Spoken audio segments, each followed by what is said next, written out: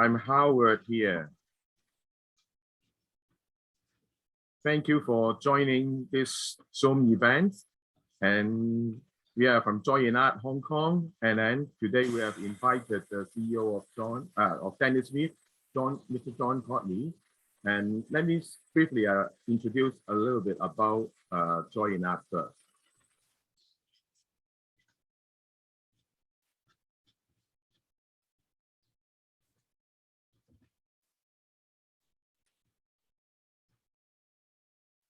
So you can see my screen. I have a small PowerPoint to talk about our company.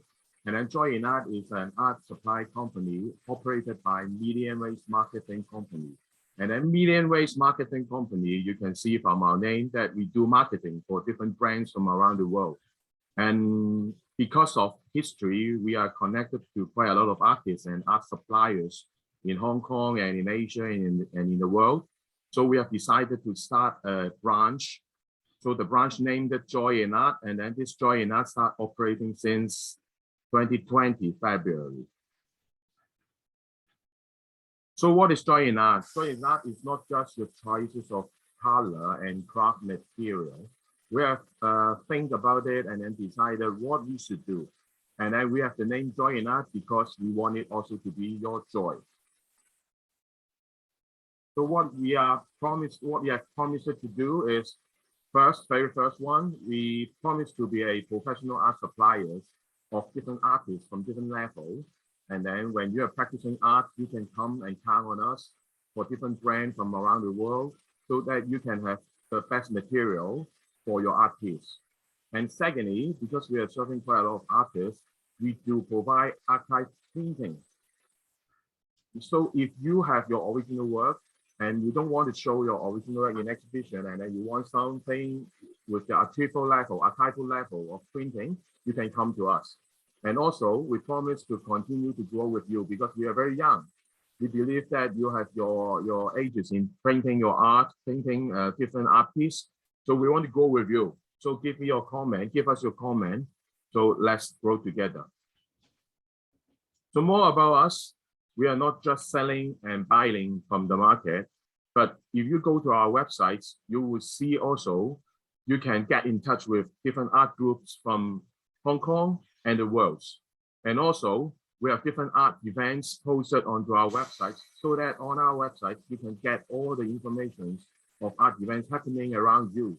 So today, we have the Daniel Smith Zoom so that you will learn more about Daniel Smith watercolor. And besides, we also help special projects in art. Recently, we are working with some university in Hong Kong to setting up galleries. So there are some other projects that we are capable of. And we have an online shop, as I've said, since 2 years ago already, 2020. And then you can click on the link from our Instagram, from our Facebook, and then you will see what is happening over there. Besides, we have also opened a physical shop last year, so that you can come and try out the color and see all the displays. So as today, you can count on us for the unexpected.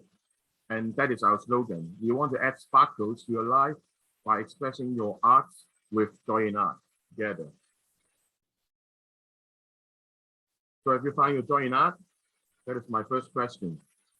So hope you can find your Joy in Art today. So today, actually, the focus should be on Mr. John Cogley, the CEO of Daniel Smith. We are very lucky to have him staying up in Seattle.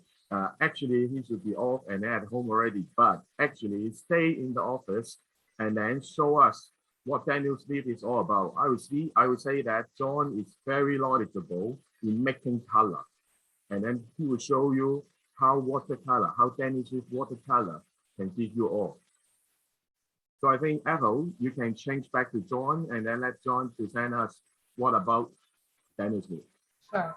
Just kindly help me stop the share screen. Yeah, one moment. Okay, thank you. And we're going to spotlight John. Okay. There we go. Well, thank you, Howard. So it's great to be here with all of you today.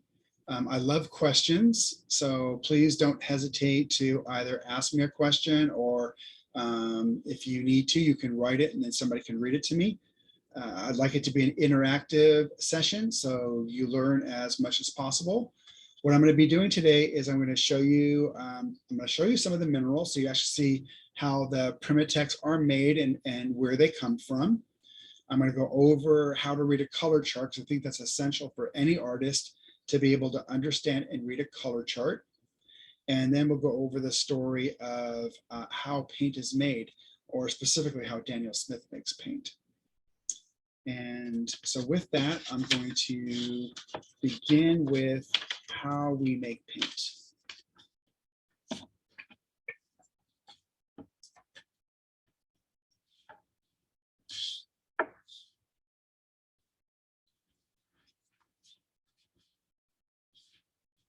So this is a brochure on how we make paint.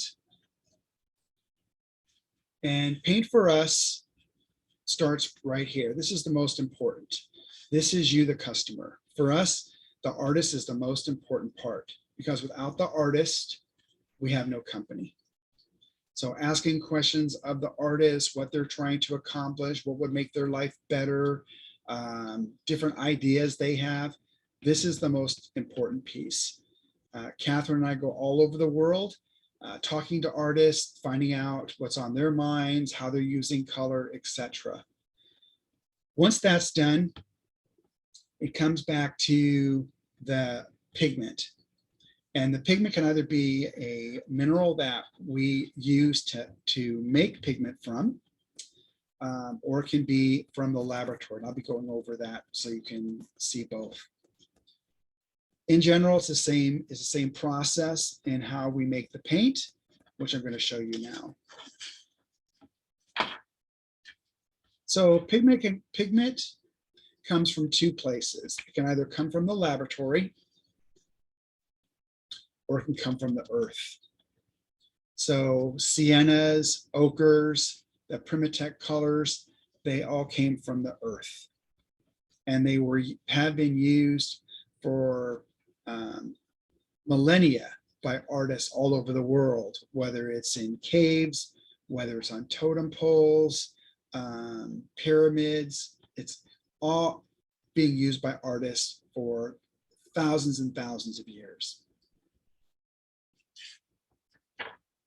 When we look at the Primitex, which are the colors made from minerals, I have my mineralogist, Bruce Wood, and Bruce goes and searches and talks to all the miners that he's known for 40 years, and we find different minerals.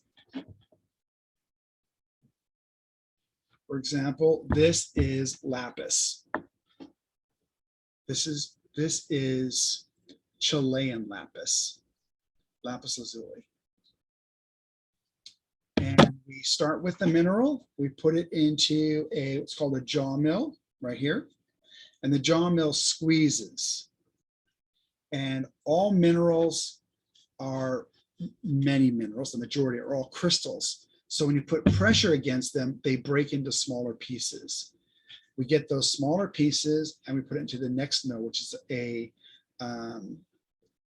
hammer mill, right here, hammer mill. And it just hits and hits and hits and hits and makes the mineral even smaller. And then lastly, we use what's called a ball mill. And that's just constantly moving around like the dryer you have in your house. It just moves around and around and around and makes the particles even smaller. So the whole idea about making the Primitex is cleaving the mineral smaller and smaller and smaller, because that's how you get the maximum amount of reflection and therefore the maximum amount of color. And the size that we're looking for is about half the size of a human hair, about 30 microns. If you look at a piece of paper, the thickness, that's 100 microns thick. And we're looking for 30 microns, 30 or 40 microns. So imperceptible by the human eye. The interesting thing is, I'm asked all the time, well, how come you just don't, John, why would you take the roughly up to a month or 2 months in terms of processing this mineral into pigment when you can just smash it? And I always tell people a very good example is when you have table sugar on your table, it's granulated. And so it looks, if you put it inside of the sunlight, it looks like a lot of little prisms, and you see beautiful colors. You see reds and greens, and that's because it's reflecting and refracting the light waves. If you took the same sugar and you smashed it down into confection sugar or powdered sugar, it'd still be exactly the same sugar, but it'd be dead because it's just like a white powder. There's no life to it. So the whole art in making paint from minerals is to cleave the mineral over and over and over till its smallest particle is still a crystal. And that way you get the maximum amount of color. And I'll be showing that to you.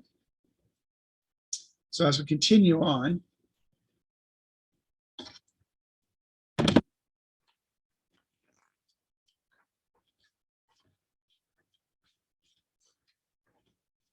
the next step after we have the particle,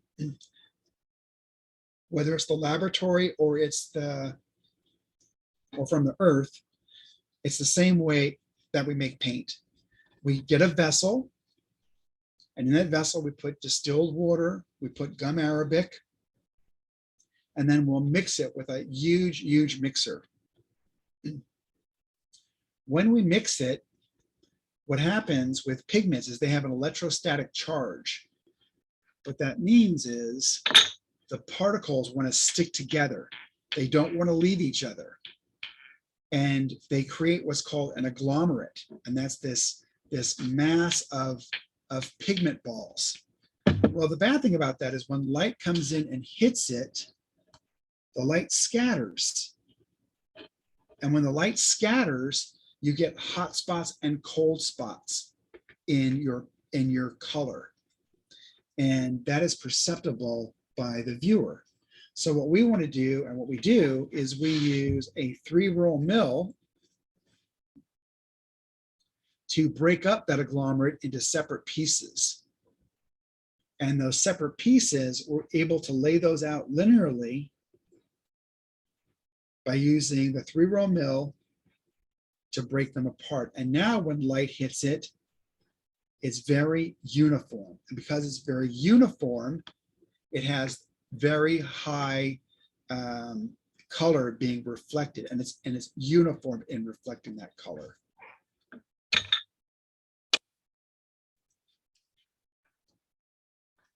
I'll tell you what that's, I'll show you. Yes. I'm sorry. We just type in a message in the chat that in case they have questions, Yes. they can, if you're comfortable, that they will raise their hand or unmute the mic, or they can just type in the question in the chat and we will help read out the questions. Yeah, that'd be fantastic. Thank you. Yes. Yep. So we have machines that we use to test light fastness, which I'll be going over with you. Light fastness is how long a color will last in the presence of light. And it's called a xenon phaedometer. And that's how we test for light. It makes our paint very standardized and very accurate. And we test our colors with a photospectrophotometer. So I have a laboratory with 2 chemists, 2 full-time chemists. One of the processes I'm going to show you is going to be granulation. This process, right? This right here, granulation. And granulation is caused by whether a pigment has different constituents of it that are lighter or heavier than others within it, or different shapes or different sizes. An example of that is moon glow. So moon glow is made up of viridian, ultramarine blue, and anthraquinone red. And they all have different weights. The anthraquinone red is the lightest, And so it stays up at the very peak. So say this is on your paper and your paper is rough paper. On the top, it's going to be the anthraquinone red. Ultramarine is slightly heavier, so it's going to run down. And then Viridian is the heaviest, so it's going to move away. So this right here kind of shows you why there's granulation. This is roughly what the particle size looks like. This right here is a salt crystal. This is a human hair, the width of a human hair, compared to what we're looking at in terms of paint, which is this right here. So it's about 1/2 to 1/3 the size of a human hair. It is really, really small. You can't see it with the human eye. Okay, so does anybody have any questions at this point? Because if not, I'll continue on. John, what did you have to study to learn all of this? You know, my degree was in botany, but in botany, Oh, really? Yes. So in botany, Oh, you have wow. physics, you have chemistry, and then it's just working with my chief chemist over the last 32 years now. Yeah, it's just fascinating. It is. It's a lot of fun. It's a great company. We make a product that artists use to create beauty. It's wonderful to have a company that is involved in beauty. It's really Yeah, yeah. We are joined by 38 guests today, John. Oh, awesome, awesome. So let's talk about granulation for a second. So this is a synthetic color called lunar black. And let me show you a natural.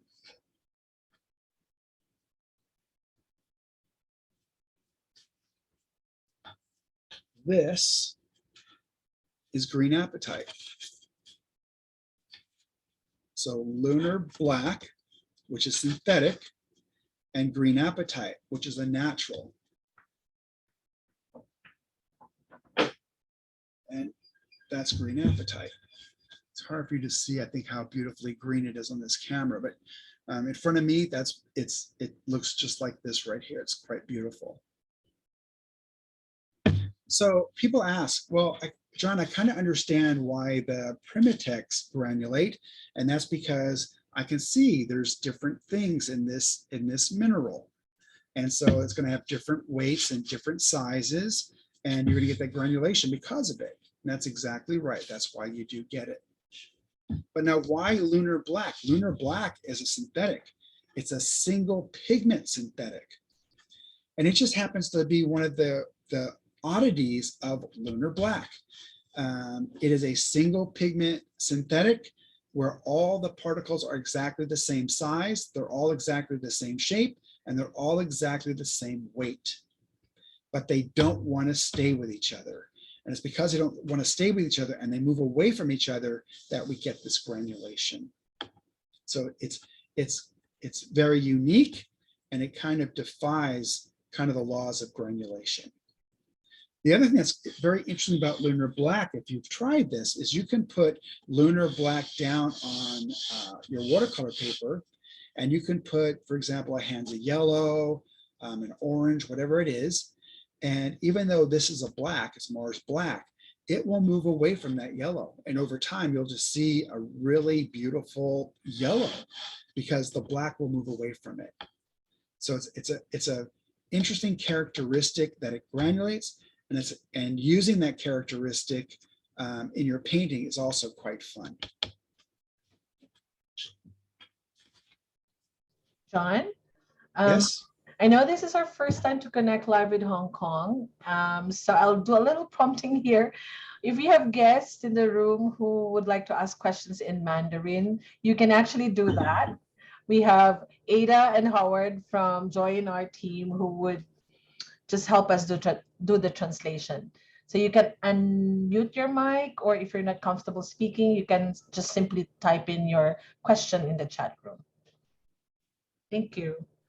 Oh, awesome. Okay, so let's go over some colors. So this is the color chart. And the color chart, there's 260 colors at Daniel Smith. We're coming out with another 6 colors in tubes and another 11 colors in sticks. So another 11 new colors in sticks, and another 6 color in tubes. This is the color chart. And this is very, very useful. It's probably the most useful item you can have in your toolbox as an artist, as a watercolor artist. And on the color chart, which is it's online as well, so you can actually look at it online, there's a legend. And the legend explains all about this information that's located here. So let's go over one, then I'll ask Ethel to maybe see if she can blow one up so it's easier for you to see. Let me know when you want us to have a macro view. Yeah, let's do a macro view of the buff titanium. Buff titanium, okay, let me just up it here. So this is the buff titanium. This is what it looks like. This is buff titanium. Mm-hmm. Do you want me to share screen now? Yes, please. Okay. There you go. Can you see that on the left? Yep. Far left. Yep. So here we see buff titanium, and there's a big 1. And that big 1 that's on the paint itself means it's a series 1. And the paints are priced according to series.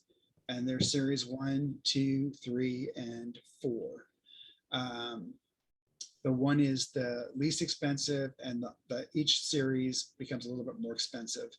And that is the cost of the pigment itself, how long it takes to process. I try to push everything where I can to a 1 and 2 to make it very affordable to the artist. But there's some things where the pigment is just too expensive. But let's look at buff titanium. Here we see the common name, buff titanium. And we see that it's available in 15 mil, 5 mil, stick format, and half pan. So right away, the color chart will tell you that. Now let's look at those symbols. Can you run your mouse over that, Ethel, so people can see what I'm talking Which about? part? Yeah. Over the symbols, the I, the 1, and the S. Okay, so the first one, which is a Roman numeral 1, Here. is for lightfastness. And that means, 1 means we've tested it out with the xenon phaedometer that it's 100+ years. Okay. The next 1, numeral 1, is for staining. And this says that this is a non-staining paint, which means you can lift it up. The next says Y, or yes, and that is for granulation. This is a granulating color. And then the last is a half dark, half light circle, and that means that it's semi-transparent. If we're completely open, like we can see Aurelian, which is down here, it has that open circle, that means it's transparent. Okay. If we look under cadmium yellow light, which is right below it, we can see that that is a 2, which means that's been tested to 100 years. 1 is 100+ years, 2 is 100 years. The numeral 2 means that it's slightly staining. The N means that it is non-granulating, and that this is also semi-transparent. So let me show you that for a second so we all are on the same place. Okay, so this deals with whether something is staining or not staining. If I put paint down, for example, this is cobalt violet, and I take a wet brush and I can remove it completely, it's said to be non-staining. So I've removed it all, it's non-staining. If hands of yellow light, for example, if I lay it down and take the same wet brush, you can see it's slightly staining, or a 2, low staining, slightly staining. In Danthron blue, I took the same wet brush, but you can see a whole lot more pigment than you can on the Hansa. And that's because this is medium staining. And Carmine, you can't even move it. So that's considered to be high staining. And that's why we have the 1, the 2, the 3, and the 4. Okay. So over a cup of coffee, this becomes a great tool for you to learn about your colors. So let's now look at really quickly what is meant by opaque and what is meant by semi-transparent. If we look here, we have quinacridone burnt orange. And the quinacridone burnt orange is transparent, which means when I put something opaque underneath it, so this has a black strip right here. It looks super dark. And the reason it's super dark is because the quinacridone burnt orange is transparent, which means you can see the majority of the black. Okay, so transparent. Semi-transparent means you can see some of the red still. You can see some of the black through it because the red doesn't cover it all because it's semi-transparent. Let me try to get that so you can see that. Kind of see the red? There we go. And then we have chromium green oxide, which is opaque, and it completely covers the green, the black with green. So it's completely covered the black with the green. So therefore it's opaque. So that's good to know because the reason you want to know that and see that in your color chart is because as a watercolor artist, it's all about light to dark. Once you get to opaque, your story's done. So each one of you has the ability, whether you know this or not, you're very, very good about looking at any type of a picture or a situation and ripping it apart into lights and darks. You do that automatically in your head. And you need to put it back when you're painting it from light to dark, because once you get to opaque, you're done. So if we were looking at me, for example, you know, definitely where we would start is going to be my hair because it's white. And probably the last thing we're going to do is either going to be this blue or this red. And that's the way that you're looking at everything that you're painting. It's how you cover the white paper and you're going from light to dark, because once you're at opaque, you're done. A transparent, for the most part, are transparent. Not everybody's transparent. I'm speaking about Daniel Smith today. You can do at least 3 transparents and it's still not going to be mud. It's still going to be very good. You could probably even do 4. With the semi-transparents, you can do 2, 3 pretty easily. Opaque, you're going to do 1. So if you're going to use an opaque color, i.e. the colors that have this black symbol, for example, here is Indian red, and you see it's opaque. You need to be at the end of your story before you use this, because anything you put over it is good. This is going to cover it. John, we have a question from Ben. So Okay, Ben. said, when you mix granulating colors with non-granulating ones, how would I know if the granulation effect can be maintained or canceled? Ben, that is an excellent question. And the rule of thumb, I hope this doesn't give everybody seasickness by me going up and down with this. The rule of thumb is, and the reason that we tell and say whether something granulates or doesn't granulate is when you're using when you use a granulating color, it will always add, always to some degree, even it might not be perceptible. It is with the machinery, but maybe not perceptible to your eye. It will give the things around it granulation. So it's just something to remember. When you use a granulating color, it is most likely going to give a granulating aspect to the color that is next to it. Okay, great question. So if you don't want granulation, you just want to look for the colors that have N for not granulating. Past that, and there's a lot of people that love the granulating colors. They use it to do leather. They do it to do equipment that's been out in fields. It's just playing with it enough to know how much you use and what you use around it. The other thing about granulating colors it's like martial arts versus boxing. You know, in boxing, you can really beat the color up.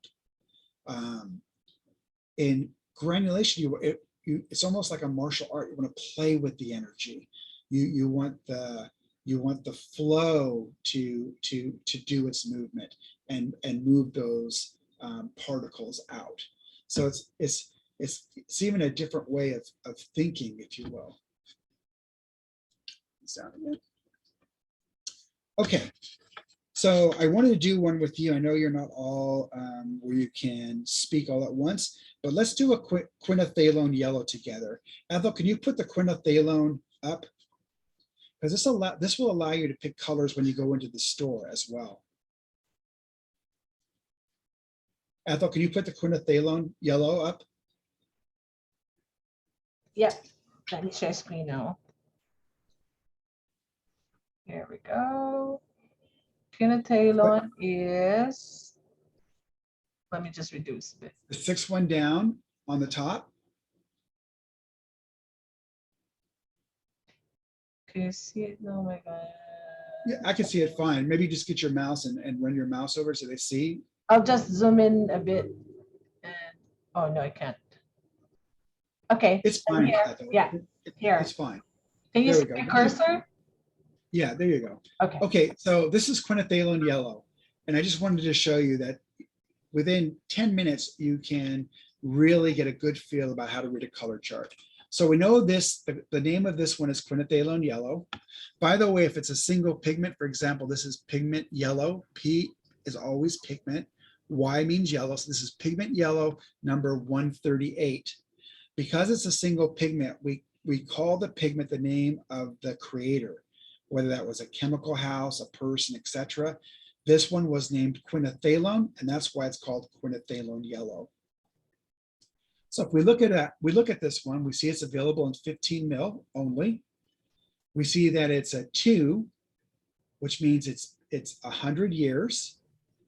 It's a numeral 2, which means we'd expect to see light staining with this, just a little bit. It is an N for no granulation, and it's semi-transparent. And so that's why we have people say, John, why do you have so many yellows or so many reds?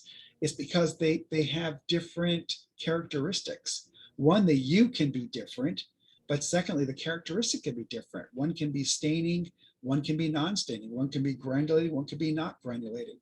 So it really gives you as the artist the most control over what you're choosing to create your artwork. Some people will say, for me, for example, I can use 6 colors and create any colors that I want. And while that may be true, it has to be the right 6 colors, because if you don't want granulation and you pick any one of those that granulate, you're going to get granulation. And if you do want granulation and you're picking those, you're not going to get it. So the color chart just really gives you the best tool in your toolbox to have the most control over your artwork. And to me and the company, that's the most important thing. We're always thinking how to give you as the artist the most control. We use gum arabic because gum arabic is responsive to the artist about how much water he or she wants to use. We have found that honey, being hydrophilic, water loving, tends to always be wanting to bring water to itself. We like the gum arabic because it completely dries out, and then the artist can always choose how much water they want to add. Again, really having you as the artist be in control of your art. Okay, so as we look at the color chart, it's down again. As we look at the color chart, we have 260 colors. The first page right here are the general colors. And then we have the Primatech colors, which I'm going to go over with you and show you the Primatech colors. These are made from pigment, these are made from minerals. And I'll show you the mineral and I'll show you the swatch. And then we have Luminescent. The Luminescents, and I'll show you several of those. And one thing I can really highly recommend is the 238 dot card. The 238 dot card really allows you as the artist to see the color. I can talk about it all day long. You can look at a color chart. Nothing is going to match actually wetting out the color itself. You'll be able to feel it with your brush. You'll be able to see it with your eyes. It's probably the most, the best way to see the colors. So if we're looking at the luminescents are made up of several families. They're made up of pearlescent. They're made up of iridescent, interference, and duochrome. And I'm going to show you all of them right here. So the first is going to be the iridescent. And the iridescent, I can see this light over here.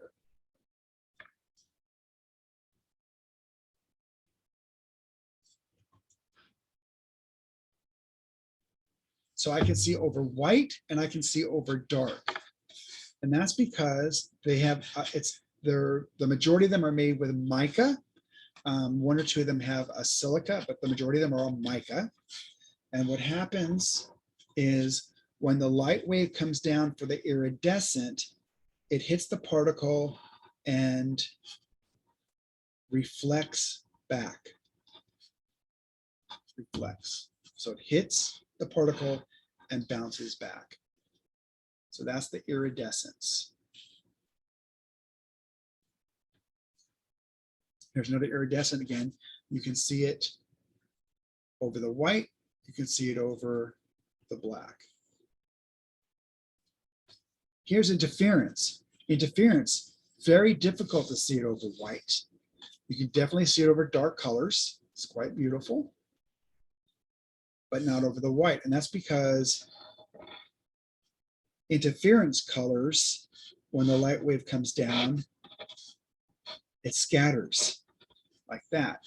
And that's called refraction. So these refract light. As watercolors, you are all painters of light. You're all manipulating what light does. It's really quite beautiful what you're doing.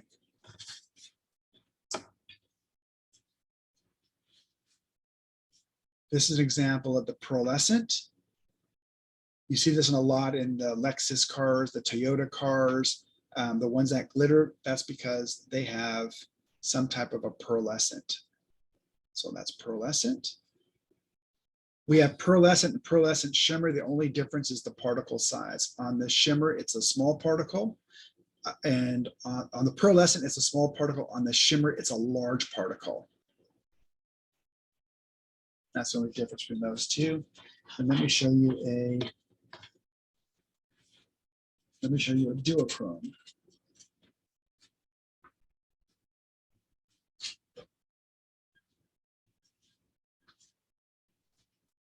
So a duochrome is one pigment that shifts to two different colors. You can't see it here, but this is going to push into a silver green and a blue on this side. On this side, you see blue. And this is a duochrome. And a duochrome gets, because it is both reflects and refracts both. So you get two or duo in these colors right here, the duochromes. A lot of artists are using the iridescence and the interferences to do feathers, to do different types of insects. Some use to put into skin. So lots of different ways they're used. Ethel, are there any questions? Let's see. Ada, can you help tell us or tell John if there are any questions? I see two entries in Mandarin characters. Are those questions? Okay, let me speak in Cantonese. In fact, Thank you. okay. 阿 John 咧想問下大家有冇問題嘅？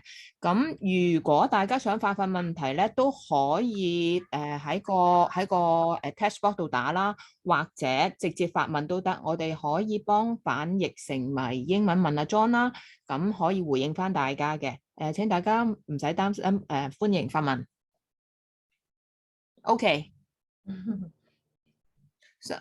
大家有冇問題啊？請問？如果冇嘅話咧，我哋繼續講住先。So we keep moving on. I tell them to text us or anytime to raise their hands to ask questions. Okay, thank you so much. Okay. So a question that Ada asked that I get asked quite a bit is some colors have the exact same pigment. For example, French ultramarine and ultramarine blue. Both are PB29, pigment blue number 29. And here's examples of both of them. This is French ultramarine and this is ultramarine. And they're both PB29, pigment blue number 29. The only difference between these two is the particle size. The ultramarine has a small particle and the French ultramarine has a large particle. And so when light comes down and hits the French ultramarine or the large particle, it moves toward the red or the warm. And when light comes down and hits the small particle, it moves toward the cool or the green. So exactly the same particle, but different size. And so you get one being more warm than the other. So if you ever wondered about ultramarine versus French ultramarine, now you know that. Now you know what it is. And they're both synthetic forms of lapis. Lapis was the first ultramarine, natural, and then there was a contest to come up with synthetic, and that's how the French and the ultramarine were made. This is on the open market. It's roughly $2,000 to $3,000 per kilo. Yeah, so it's about $1,500 a pound for the pigment for lapis pigment, all the way up to, if you want to get at, that's about 80% pure. At 90% pure, 95% pure, it's in about $10,000 to $20,000. So it's unbelievably expensive. This is about $9 a kilo. So huge. Oh, that's USD. In either one, it's still a lot of money. So we make this one.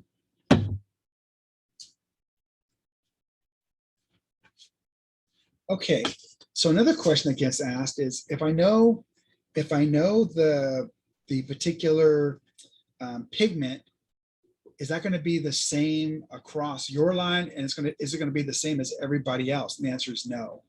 So let me give you this.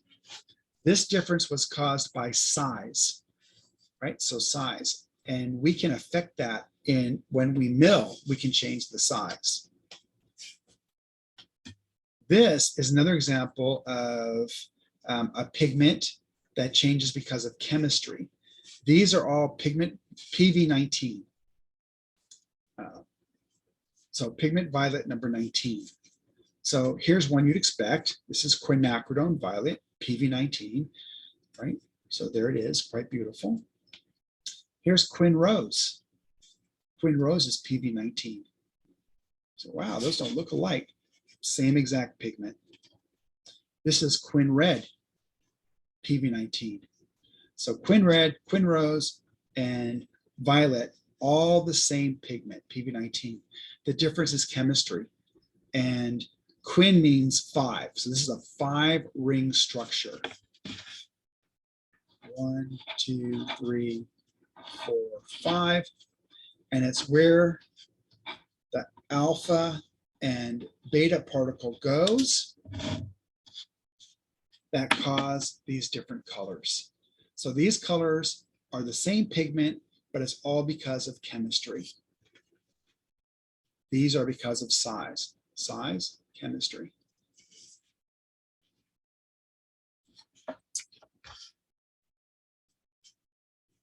Okay. So one thing I like to show is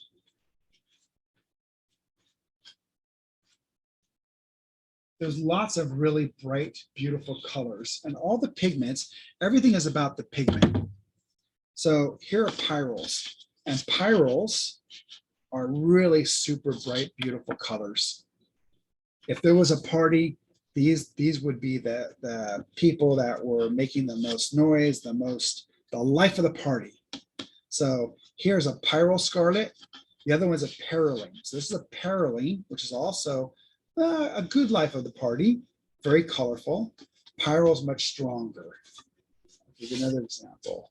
This is perylene red. This is pyrrole red. Pyrrole red is fire engine red. It's just super, super bright red. So these are both synthetic, the perylenes and the pyrroles. The pyrrole family just is this very beautiful, very bright colors. Perylene, still bright, but probably a magnitude under the pyrroles.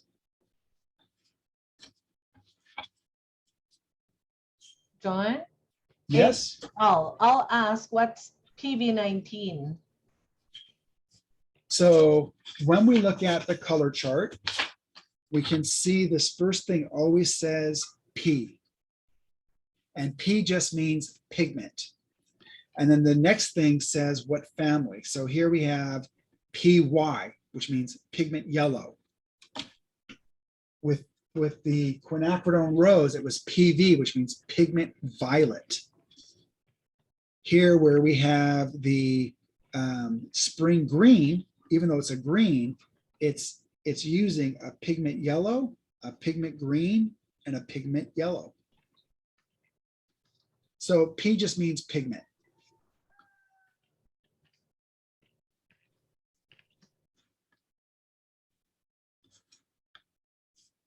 Is that okay? Thank you, John. Okay. Absolutely ask me questions. I love questions. Hi, John. This is Lisa from Hong Kong. I'm hearing a rooster at the background. It must be a really That's Ethel. That's nice. That's Ethel's pet rooster. Oh, okay, all right. I have a. I find it really cute. So I'm sorry. I have a question about how the pigment would interact with within itself to create pastel colors like whitish, milkish color. Would you have any knowledge that you can share about that? Could you ask me that one more time? Yes. So when we look at all the pigments, they are pure pigments as it is. So when they interact with, say, for example, white in particular, it is a very different way of execution. So would you have any knowledge that you can share about them mixing with white? Because I think that is something very different way of using. When you mix with the white, it comes out as, does it affect the opacity? Does it affect the transparency? Because white is something very difficult in my knowledge to control. So we can look at,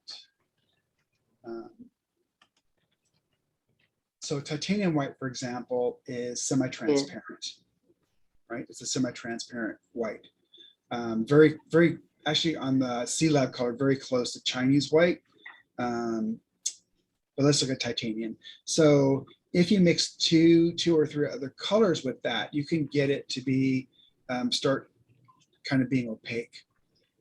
But just with another color, unless I'm trying to think about how just from how the pigment, not how it reacts from an art standpoint. If you're really asking me from an art standpoint, and I can get that question answered, I know some artists I can talk to who are brand ambassadors. So if you want to leave that for me, I will get in touch with them and get back with you. But from a pigment, no, it's okay. From a pigment standpoint, it's not going to matter much. So I share some. I share some of my challenges. Like for instance, when we for my case, it's mainly street scenes and landscapes. There's not so much of like portraits or insects or animals.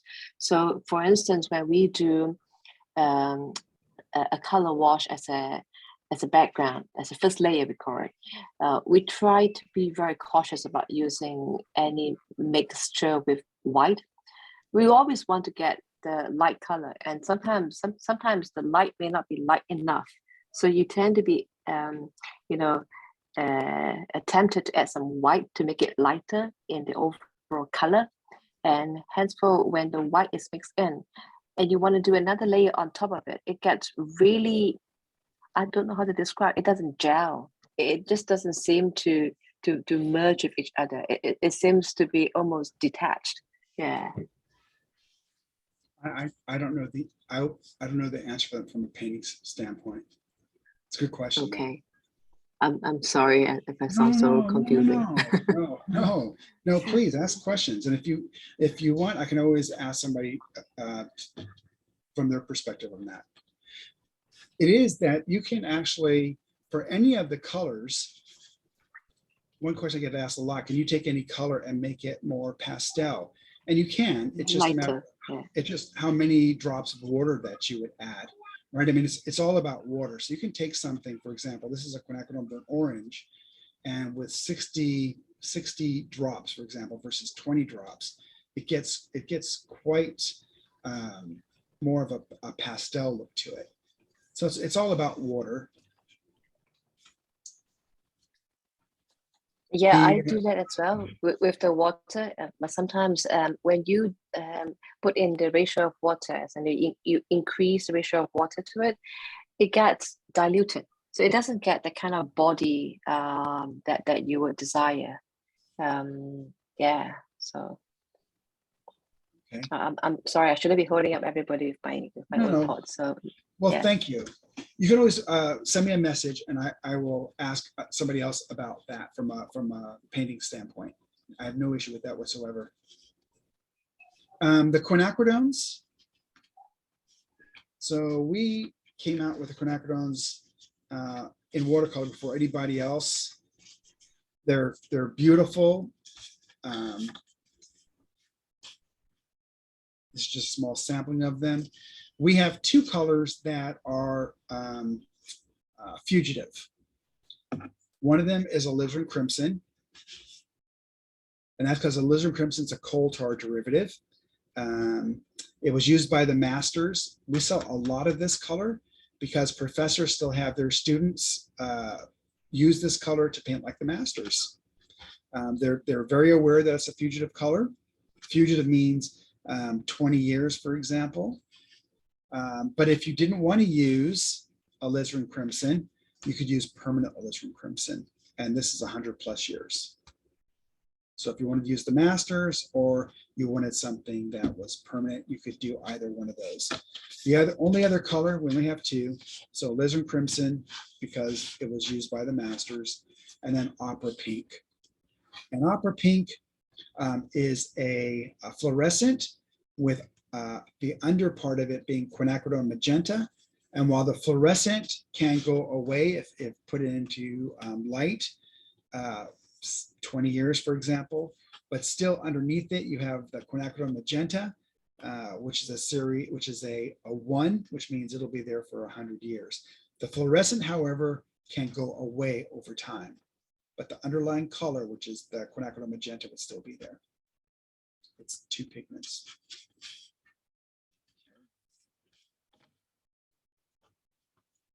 We do have cadmium U's, and I moved away from cadmiums almost probably close to 8 years now. And the reason I moved away from cadmiums is because I just think it's just the right thing to do. I don't want my people around them. I don't want the artist around them. So we came up with a cadmium U. They are co-precipitated pigments. They're high performance pigments. They have the same opacity and brightness as a cadmium without any of the issues that cadmium has. And I see one other company just came out with them. They came out with theirs last year. So we do have cadmium use.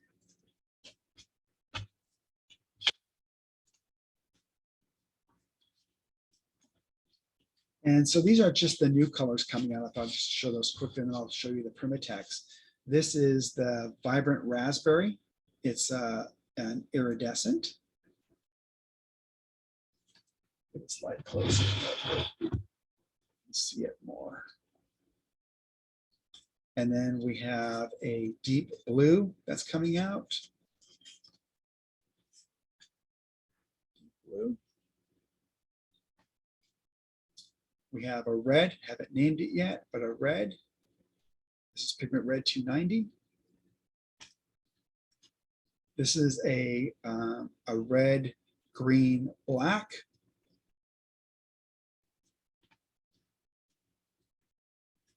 So blue, orange, black.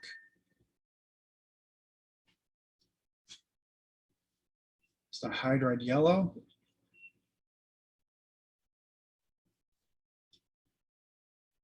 And this is the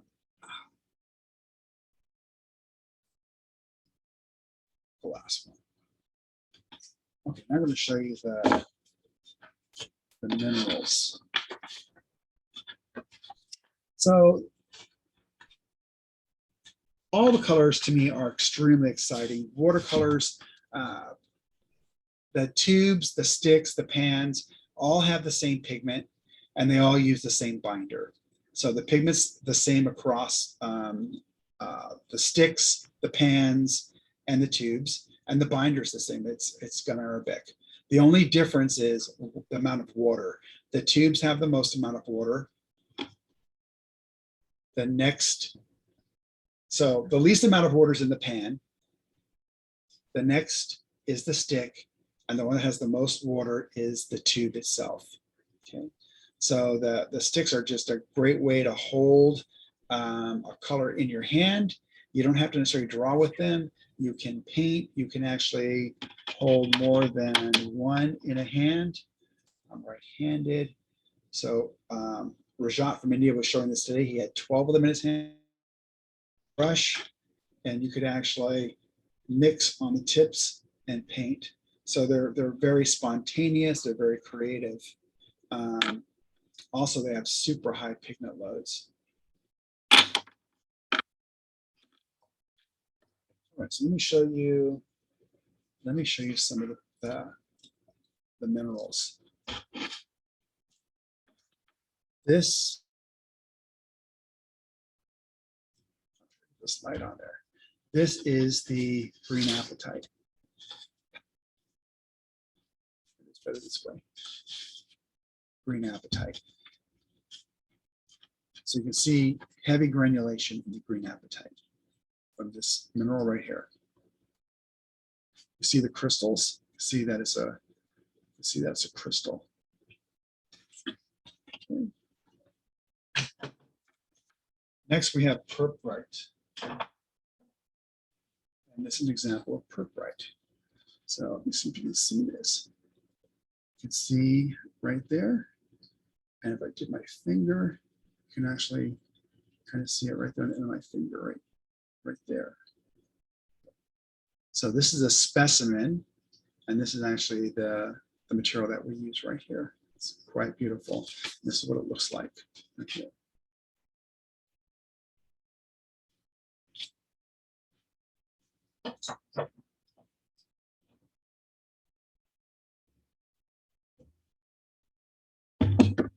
This one is rhodonite. And hopefully I'll get I'm gonna show you the one that's on my desk. So this is kind of what it starts out as. There we go. Unbelievably heavy. That's what rhodonite looks like. It's actually really super beautiful. It is really hard to make this into pigment. You can see why it takes so long.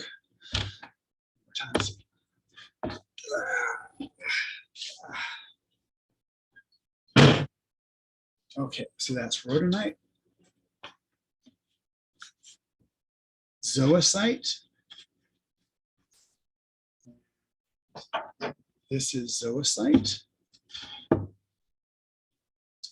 And right here, so you can see those. These right here, these markings, these dark markings here that in front of me, they're red. These are rubies.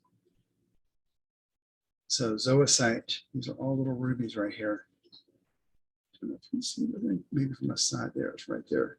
So those are rubies. So zoisite has rubies inside of it. John, Yes. I've asked Dino, my very own Dino, about Lisa's question. So I think he has some answers to that based on his experience. So he's just on his way up to share about his experience in making pastel colors, if you want him to share. Okay. Is there that you can connect the two of them together? Okay, we can also do that. Okay. So this is Amazonite.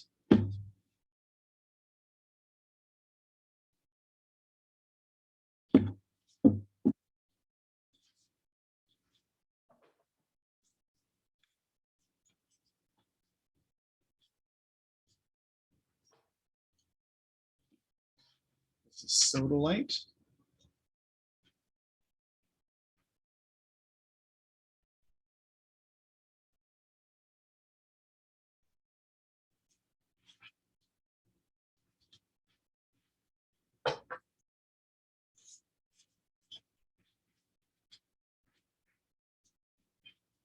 This is jadeite. So people called jade. There's no such thing as jade. There's either jadeite or there's nephrite. And this is jadeite. By the way, for example, I just showed you soda light. I'm showing you jadeite. The ITE means mineral. So just an easy way to know that we're talking about minerals.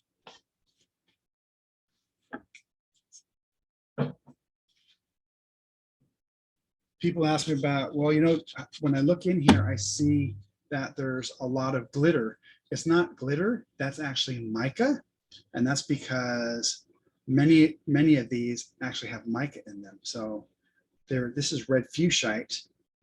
Green fuchsite would be the same. They're just loaded with mica. You can see just the many layers of mica. See all those layers? It's like a little tiny, hundreds of layers of mica just compressed. And so that's this color right here, red fuchsite. The other thing to always know about the luminescent colors or the fuchsites is, I call them loving colors. If you put those into water, like you just got done using it, and you put your brush and you stir your brush around to clean it, you're going to put all that mica in the water. So because people say, well, John, how come the hematite is shiny? And I say, well, did you use any type of the luminescent colors or a Primatech and clean it in the water? Well, yes, it just got on your brush. So I would recommend that you use two separate waters when you're using either the luminescent colors or high mica colors.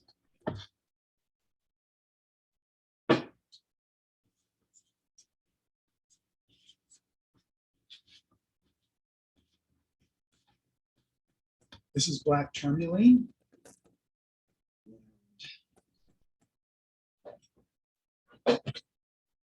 This is black tourmaline. So one thing kind of wanted to show you. So I brought it out to show you.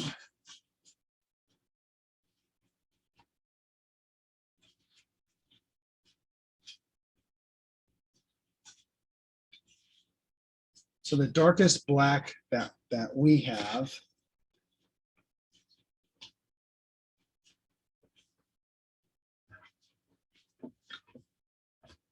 is lamp black.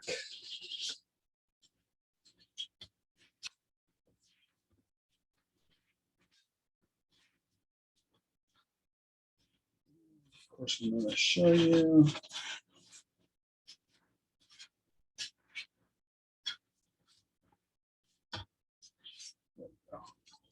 So the darkest black we have is lamp black.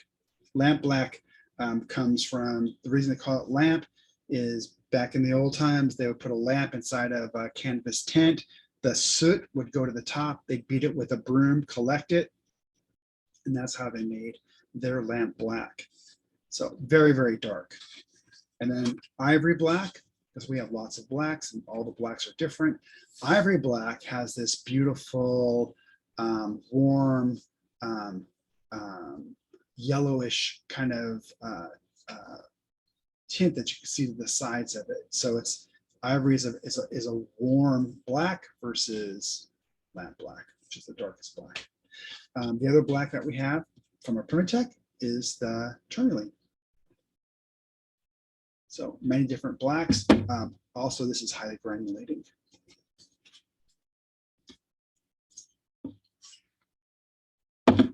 So bloodstone, which is also a in the hematite family, very granulating.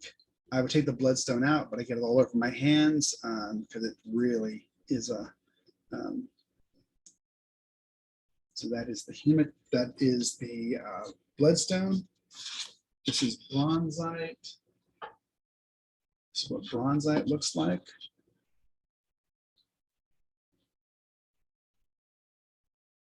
Hard for you to see on that camera, but it's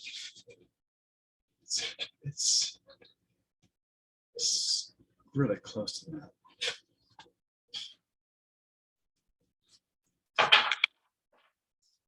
This is Kingman. This is Kingman. So we have Kingman turquoise and somewhere in here, we have Sleeping Beauty. Kingman and Sleeping Beauty are both the name of mines, and the mines are located in Arizona, USA. This is the Sleeping Beauty mine, and this is the Kingman mine, and that's how they get their names, Kingman and Sleeping Beauty. Hey, Ethel, there was a question that was asked and it went away before I could read it. Could you ask me or read what it was? Let me see. I'm just scrolling back. Is it from Al? Yeah, we have this question about, he's asking some recommendations for, it's more of a mixed recommendation, John, or one of our colors to be used as a really dark color. For example, sea forest, sea or the forest, instead of using black. Yeah, I'd love to answer that.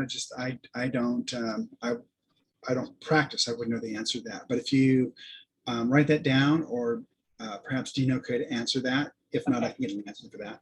Okay. So this is Minnesota pipestone. Minnesota pipestone used to be carved into peace pipes. So it's from Minnesota. That's what it looks like right there.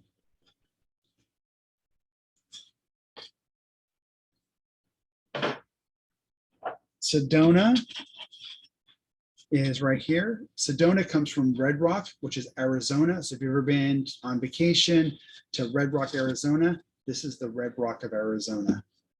And that's what it looks like right there.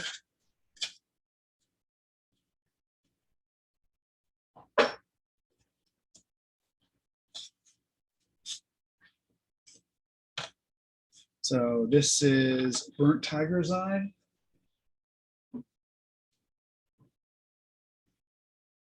So this is tiger's eye. Super beautiful. That's polished. That's tiger's eye. That's what it looks like. It looks like a tiger's eye. You can imagine. Really super beautiful. And if you put the tiger's eye, what we do is we put the tiger's eye into a furnace, bring it up between 700 and 1400 degrees, and we change the oxidation state, which makes it red. So the red we call burnt tiger's eye, and the one that's not burnt, we call tiger's eye. So we have burnt tiger's eye, and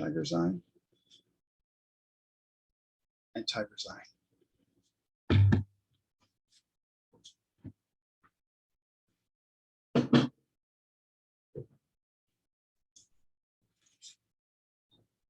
This is Piemontite. Piemontite is a really very popular color.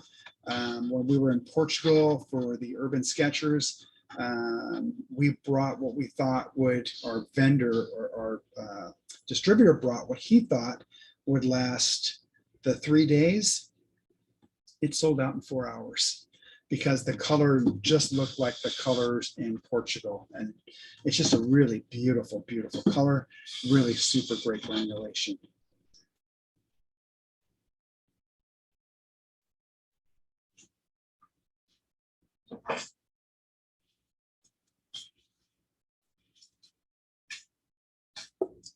So this one is garnet, and garnet has the least amount of granulation, and that's because garnet is so very pure. And I'll show you. So this is garnet in matrix. So we go after minerals in many different forms, and a lot of material that we get, we buy from artisans that have pieces that they don't use or they break, because it doesn't matter to us. We're not going to make it into a plate or into a sculpture. We're going to process it into pigment. So this right here is garnet. These are garnet right here. These little guys right here are all garnet. This is garnet in matrix. Doesn't matter to us. We'll take either an acid or a base and we'll get rid of the matrix and just be left with the garnet. And so this is a garnet crystal. That's a garnet crystal right there. This is just a bigger one. And then you can get them really big. Again, doesn't matter to us what they look like because we're going to process them down. But if you were to take these and grind them out, they would look very nice. These are just, they can't be used because they're imperfect. See, they're just, and that's fine for us. We can work with imperfect.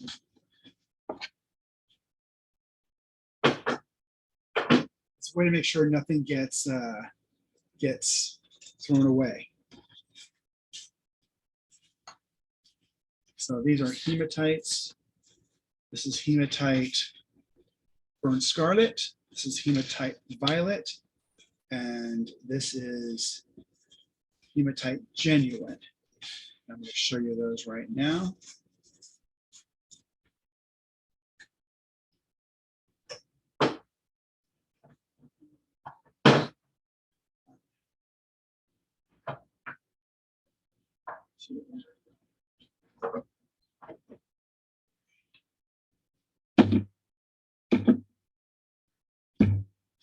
So there's the hematite, super heavy, really heavy. You can see some of the crystals. It's kind of hard to see on this one. You see there, it's crystalline. So very heavy, very dense, very pretty color. And this is the violet. Again, hematite. And this is the burnt scarlet, hematite.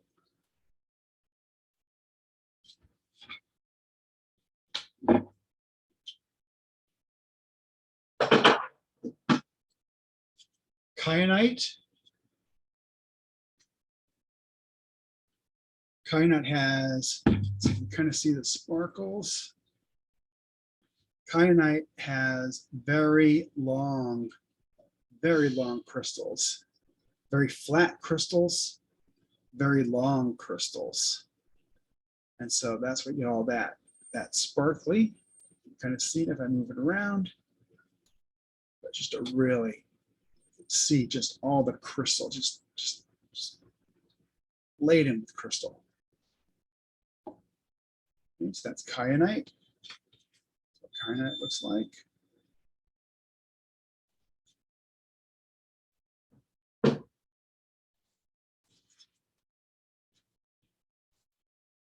Amethyst, I don't have an example of amethyst. This is what amethyst looks like. Lapis, I showed you.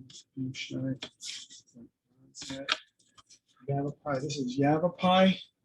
Yavapai is from the Grand Canyon. This is actually from the Grand Canyon. So Yavapai County. My father was retired in Arizona, so I went to visit him. Every time I went to visit him, I went to search for minerals, and then found people that were selling mineral. So there we go. Yavapai. Tiger's eye we looked at. This is the regular tiger's eye. This is sugilite. This is what sugilite looks like. It's a very it's kind of a purplish color. You really can't see it on the screen. The screen's making it look blue. That is sugilite. Red jasper is our newest primatech. Red jasper is something I saw all over India, many of the temples. It's everywhere in India. This is red jasper. See the red.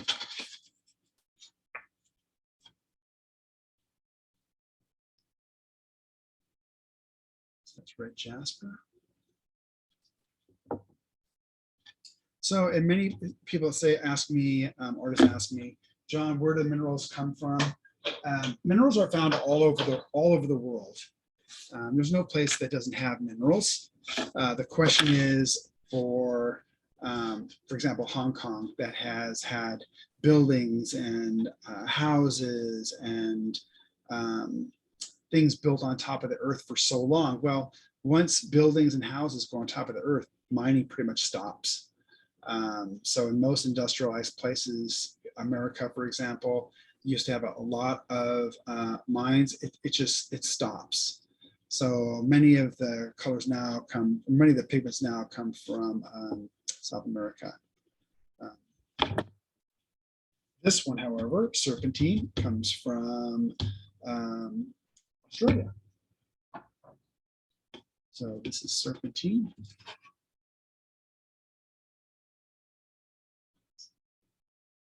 From Australia. It's really quite beautiful.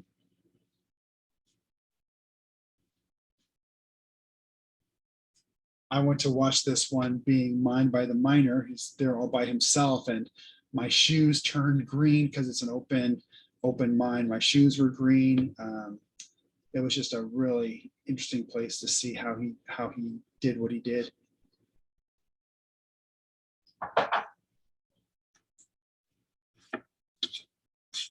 Mayan blue. So Mayan blue isn't a mineral. Mayan blue is part of the primatech because of how it was used and the history behind it. It was used by the Mayans. It's actually indigo infused into clay. And the process was redone by a company in Texas. It was done by, I believe, Texas State. And it is a pigment. So Mayan blue genuine. So while it's a pigment, it's not a mineral. And it's just because it has such a history behind it. It's the same exact way the Mayans used to make their paint.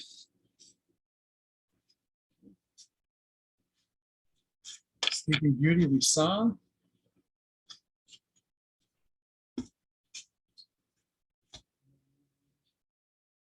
That's it. Okay.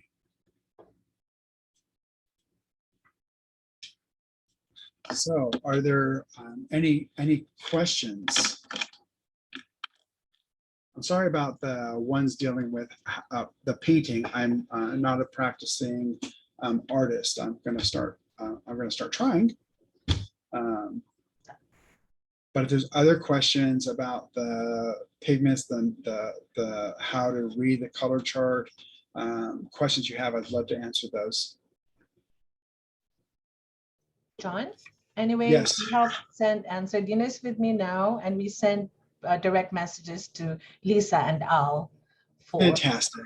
questions. Thank you. Okay. Yeah, thank you very much for doing that. So there are things that we also make, and I saw that on the screen. There's watercolor ground. Watercolor ground is super interesting. It's like a watercolor paper in a bottle.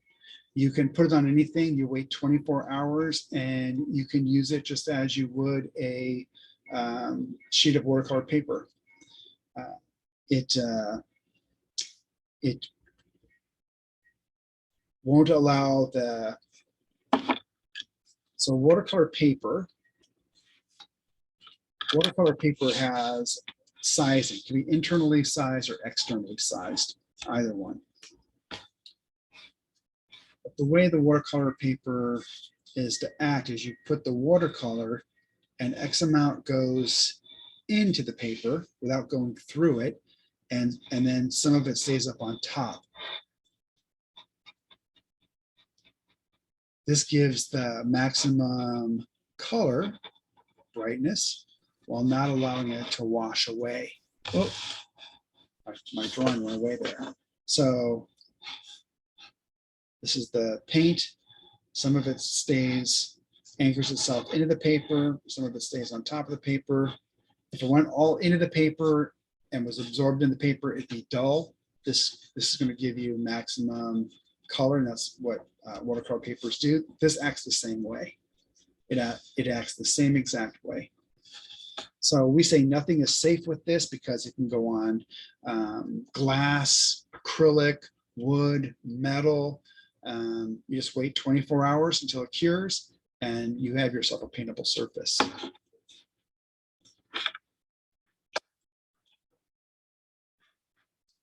Let's see what chat's saying.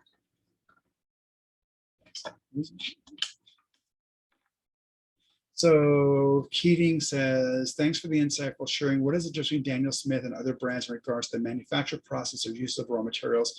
There's a huge difference. So at Daniel Smith, I have two chemists. One just works the floor, and only that chemist can release job from one station to the next. What that gives is continuity of color. It means from tube to tube, it's the same color. So if you were a professional artist and you ran out of a color and you weren't quite done your painting, the next tube is going to match the color that you just used up. That's important. Our pigments are all tested for lightfastness. We just don't take what the manufacturer of the pigment says. We actually test it ourselves to make sure that's what we're getting and that's what we're using. We send all of our materials out to 2 different toxicologists to make sure all of our product is tested.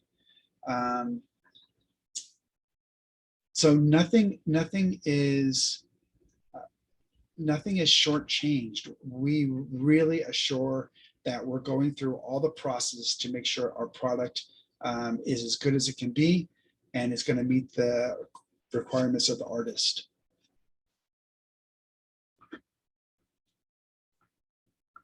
So the one thing that we also do is, for example, in pigment, I have a minimum of 15 years worth of pigment for all the colors, which again allows for continuity.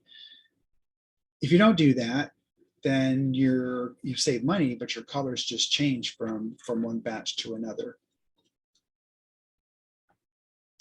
So Al says, how do you distinguish genuine DS tubes from fake ones? Al, the only way to do that is to buy it from a reputable source.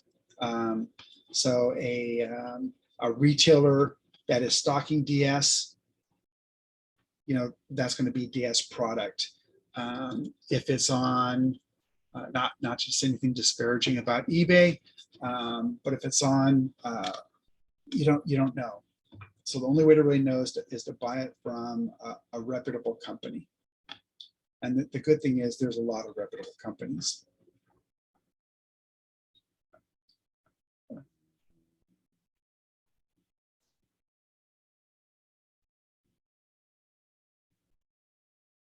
see.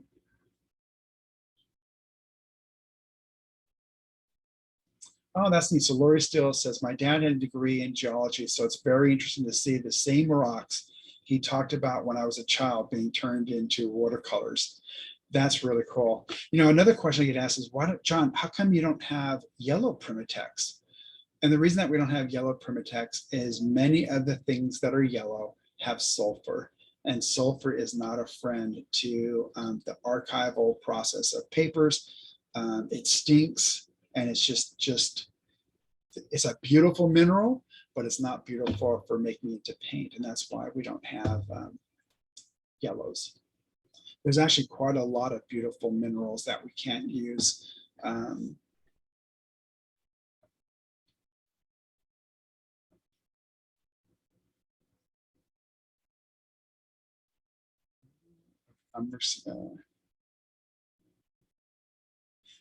I think one of the best things is the dot cards, and there is somebody who mentioned there's the 66 dot card and the 238 dot card, and they're really, and we also give our brand ambassadors their cards that they can hand out as well. Nothing beats, I think, for an artist to actually see the color. I can say what the color looks like. Your eyes, when you actually see the color, see it way more than just a color.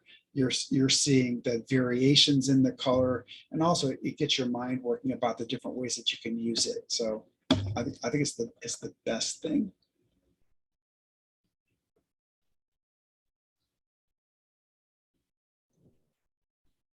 So the color chart, we don't sell it. Retail stores can get it, and you can also, it's online. So said it's also online that you can look at the color chart. You can actually flip through it. Ethel, can you put a link to the color chart so everybody has that, please? Yeah. I'm going to paste it here.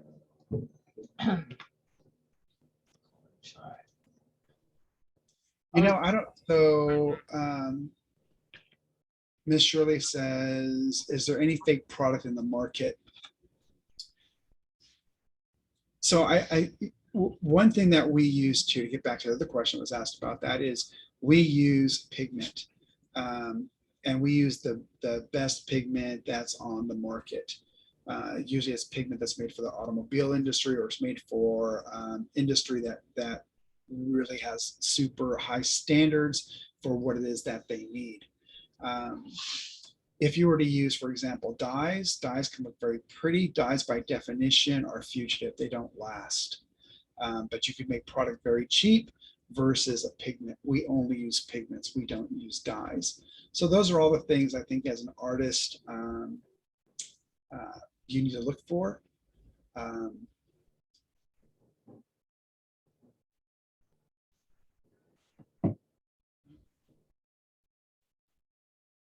So this was Ben's question was really good. It's hi John, general question, when you mix granulated colors with non-granulated colors, how would I know if the granulation effect can be maintained?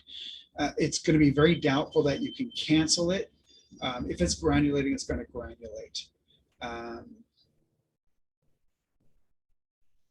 And the only way to it's like it's watercolor, the watercolor process, you know, even I had it when I was in elementary school.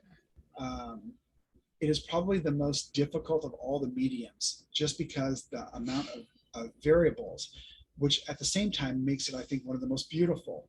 It's how much water do you add? You can add a lot of water or a little water.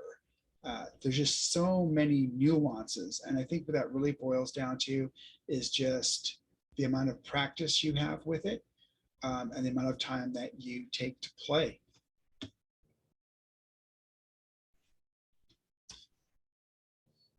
Alvaro was telling me he's been doing it for a good portion of his life, and he still learns all the time. And I've talked to people in their early 90s that said they're still learning. So it's one of the beautiful things about watercolors. You're always able to learn. Okay, that was all the way to the top. Let me go to the bottom.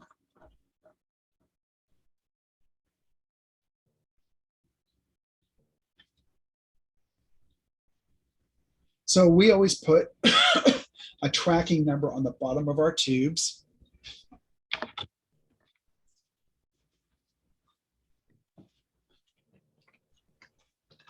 And of course, when you want a tube, you don't have a tube.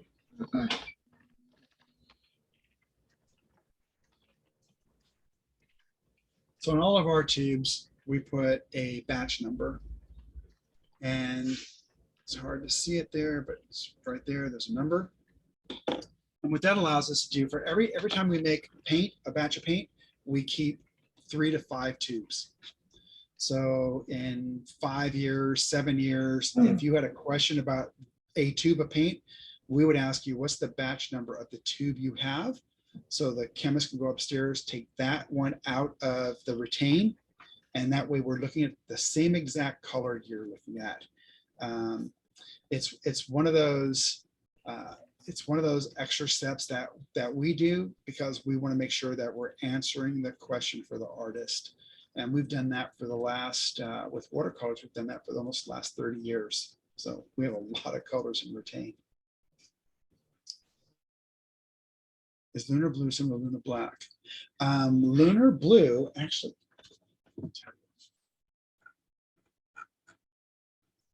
it's certainly a really super great granulating color. So we have lunar black, lunar blue, lunar earth, lunar red rock, and lunar violet. And the lunar blue is made up of 2 pigments. You'll see that actually on your color chart. And it's almost like ingredients. If it's 2 pigments or 3 pigments, the order in which they're listed is the amount. So in this one, it's PBK 11, which means pigment black 11, and PB 15, pigment blue 15. And there's more pigment black 11 than there is pigment blue 15. But it is similar in that it's synthetic.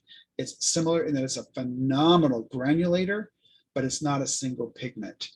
And the neat thing about the lunar black, again, and I wish I just had a little tube here to show you, if you lay the lunar black down and then put some hands of yellow or any type of yellow, you'll actually see the black move away from the yellow. It's really very interesting. The other one that's co-precipitated that's really kind of interesting in playing with is the Cascade Green. The Cascade Green it's a co-precipitated pigment. It's 2 pigments that are bound into one. So it's by definition a single pigment, but it's actually chemically it's 2 that have been forced to be together. And when you use watercolor, it can break those 2 apart, and you can see yellows and blues and greens. It's really a very awesome color to play with. That's Cascade Green. So I'm going to see if I can go to gallery view and see you. There we go. So I see Howard, Lori. Okay. We had a large group today, John. At one point we were 45. And really good for our first live session with Hong Kong. Fantastic. I've just asked Ada to help us do a recap, and perhaps if there are more questions, she could speak in Cantonese. I have a feeling that most of our guests or some of our guests here are a little bit shy in asking questions, so we need a little prompting. So Ada? Oh, yes. So I'm gonna to talk in Cantonese. 多謝各位咧，就今日參加咗呢個 Zoom 啦。咁我哋都好多謝阿 John 咧，其實俾咗好多insight 俾我哋講解咗每一種顏色佢嘅特性啦，或者係咧佢點解會有啲咩製成嘅方法啦。咁我哋都見到有一啲嘅問題咧，你哋俾咗出嚟。咁如果我哋咧可以再有一啲 further 嘅答案，我哋就會keep in touch 啦，你哋可以 test 我哋啦，或者 email 俾我哋 join at 嗰個info 嘅。咁同埋咧，另外如果有朋友仔有冇啲問題都可以直接而家問嘅。咁我哋可以用廣東話問啦，交談啲可能講得會清楚啲。咁我就再翻譯俾阿 John 睇下 John 可唔可以答到我哋大家會唔會有啲問題啊？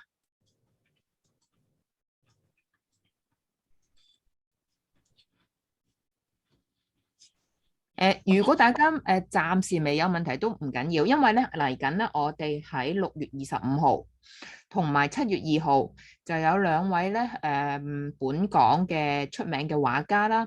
咁佢哋咧都會再有一個 Zoom， 佢會呢兩位畫家咧就會示範一啲Daniel Smith 嘅顏色啦，同埋咧亦都可以解答下大家嘅一啲嘅問題。所以今日冇問題都唔緊要嘅。咁6月25號。7月2號，我哋都仲會有兩個唔同嘅 Zoom meeting， 大家都可以喺到時再發問都唔緊要，都冇問題嘅。So I just ask them to see if they have questions. Seems like John is explaining to us very well, and then and I also tell them that we have still coming to another Zoom.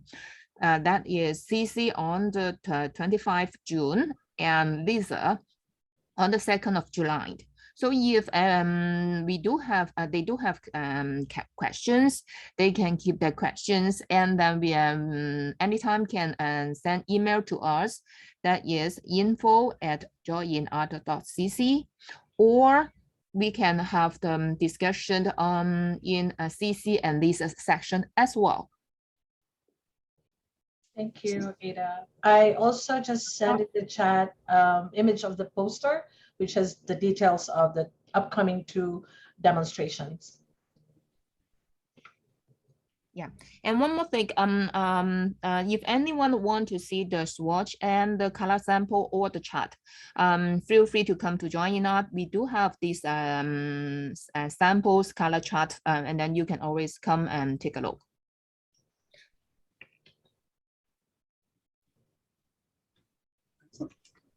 Yeah, that's it. So I was chatting with Catherine and I said, I think, I'm not sure whether I'm correct to say, generally in Asia, we're a little bit shy to enable our cameras because nobody, well, of course we have Laurie. Thank you, Laurie, for having your camera on, and the rest are, which is perfectly fine. John once, as always, said, it's okay to join the conversation without your camera on. Yeah, so this is us, John. Yeah, a lot for our first session. Oh, fantastic. It was great. Ada, thank you so much. Howard, thank you very much. Thank you both so much. John. thank you. You're wonderful. I do a presentation on Thursday. I'd love if you would join and you can ask questions.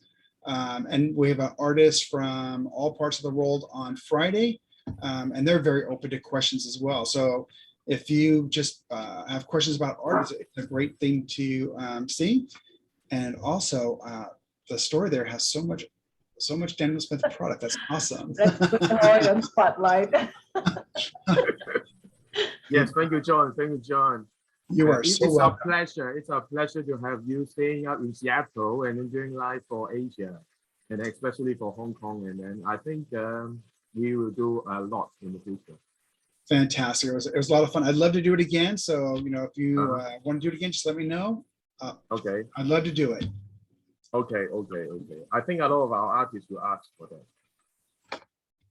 Thank you, everybody. Bye. Thank you. Thank you so much. See you Okay, on the bye, 25th. bye-bye. See you. Bye. Bye.